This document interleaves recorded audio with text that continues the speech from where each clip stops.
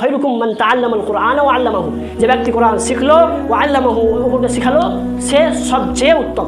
আর এটি আমাদের জন্য ফরজ, এটি আমাদের করতে হবে, কোরআন শিখতে হবে, কোরআন পড়তে হবে। তলাবুল ইলমি ফরিদাতুন আলা কুল্লি মুসলিম, এই ইলম অর্জন করা প্রত্যেক মুসলিমের জন্য ফরজ। কেন কোরআনের প্রথম আয়াত কি অবতীর্ণ হয়? ইকরা বিসমি রাব্বিকাল্লাযী খালাক, পড়ো তোমার প্রভুর নামে। অর্থাৎ এটি আমাদের বিশেষ করে কোরআন আমাদেরকে তেলাওয়াত করতে হবে, কোরআন পড়তে হবে, কোরআনের মানে মাফহুম আমাদেরকে বুঝতে হবে।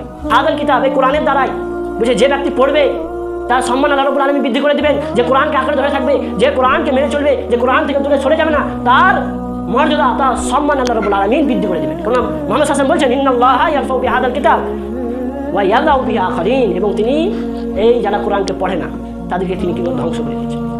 যারা কোরআন মুতালা করে না, যারা কোরআনকে নিয়ে গবেষণা করে না, যারা কোরআন পড়ে না এবং পড়তেও শিখে না, আল্লাহ রাব্বুল আলামিন তাদেরকে ধ্বংস করে দিন। তাই আজ মুসলিম জাতি যেই কারণে আজ অপদস্থ, অপমানিত, ঘৃণিত, লাঞ্ছিত হয়ে আছে, তার অন্যতম একটি সবচেয়ে বড় কারণ হচ্ছে কোরআন থেকে দূরে সরে যাওয়া।